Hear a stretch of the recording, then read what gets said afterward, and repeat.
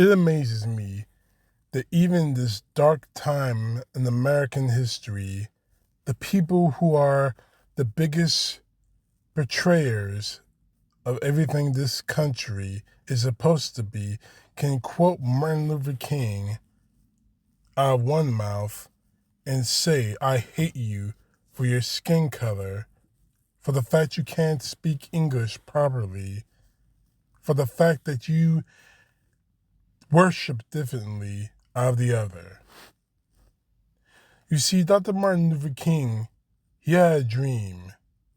His dream was an expansive, diverse America where every human being was afforded dignity, where the color of one's skin was not a crime nor penalty, where each person could live unfettered by the prejudices and phobias of their neighbors. His dream was a peaceful nation marked by compassion, as he called it, a network of mutuality, whose people appealed to the better angels and vanquished their lesser demons, knowing how tethered together their destinies were. Martin Luther King died violently for this dream, only seeing glimpses of it metastasized in his midst. But Donald Trump and his conspirators and supporters have a dream too. Their dream is a nation of hatred and discord and suffering. It is a closed-off, walled-off, gated community of white supremacy. An America stripped of diversity, destroyed of beauty, and available only to the smallest minority. It is a cruel, loveless land, beggared of violence, cradled in conflict, and perpetually at war with itself, as you can see what's going on in Minneapolis. And as we're apparently close to their racist nightmare vision becoming our waking reality, we have only months, weeks, probably days, perhaps even hours, to pull ourselves from the precipice of inhumanity.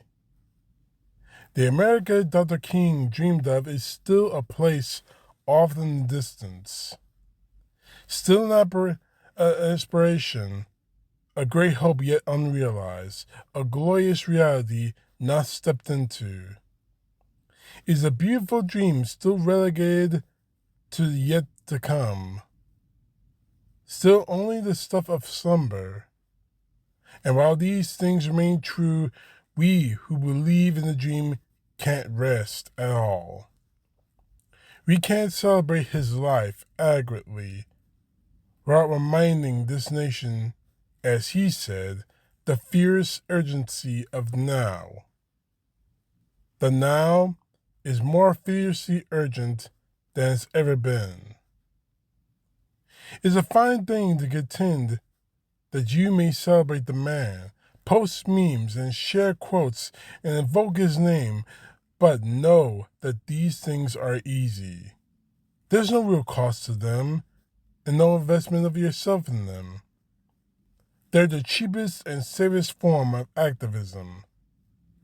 Dr. King's dream was costly. It was a pearl of the greatest price. It was worth his life to him. Is it worth our lives to us? We cannot celebrate MLK's life while fully grieving this America. We can't do it without lamenting people like Kristi Noem, J.D. Vance, and Stephen Miller. We can't do it while abiding the national scourge of ICE and its lawless terrorism against people of this country, mostly people of color. We can't do it while abiding voter ID laws that make it 10 times harder for people to vote, voter suppression and intimidation by law enforcement officers under the guise of protecting the vote while serving Donald Trump, and gerrymandering to make it 10 times harder to know who we're voting for and what. We can't do it without confronting our racist uncles, xenophobic neighbors, our prejudiced pastors, our bigoted bosses, our supremacist presidents, and the blind spots of these things within ourselves that enable and unknowingly partner with them all.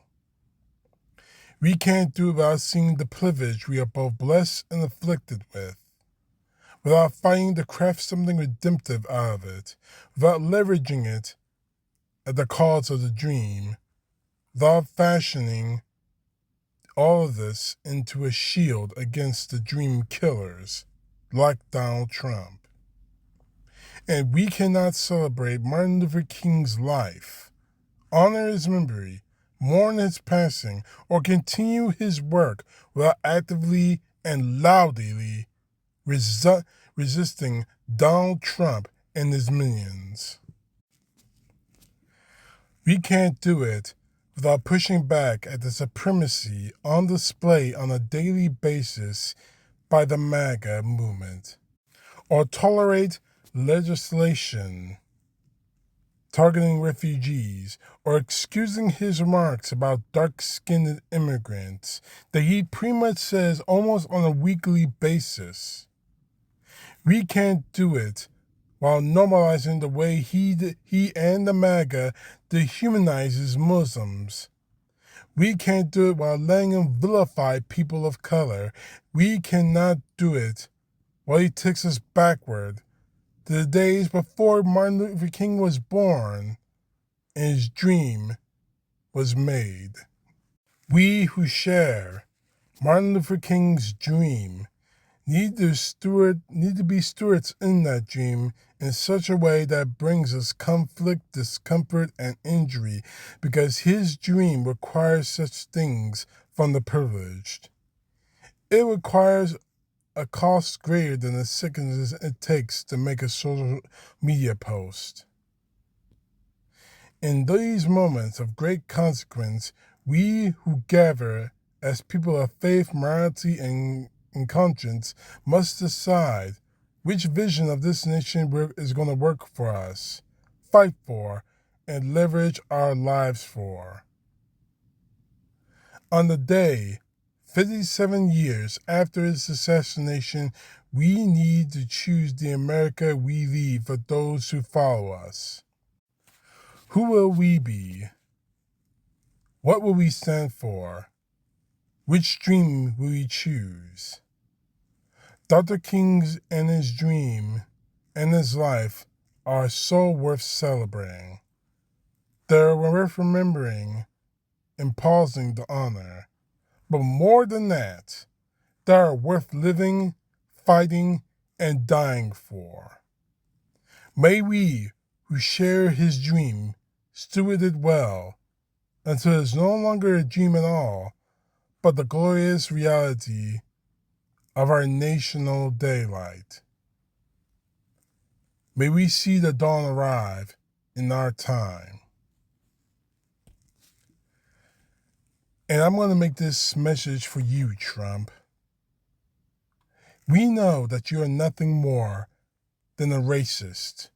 We know that your supporters in government and out of government are by nothing more but a bunch of racists.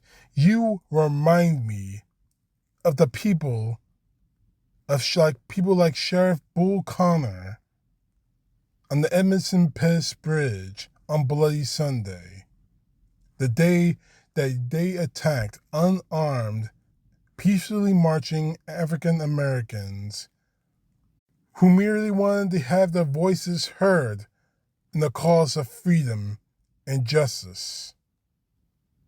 Donald Trump, you have become the new face of everything that is racist and wrong in this country. You have become the very face and the epitome of everything Martin Luther King fought against. And when your time is done and is over, and it will end soon enough, because I'm going to remind you, you're not the most healthiest man in the world, physically or mentally. The history books will name you right next to George Wallace, right next to General Bedford Forrest, the founder of the Ku Klux Klan, right next to all the racist perils of our history. You will not be named with the likes of George Washington, Abraham Lincoln, Martin Luther King, Malcolm X, Barack Obama. You won't be named as a great American. You'll be remembered only as the worst piece of America. At least one of the worst pieces of America. That, I promise you.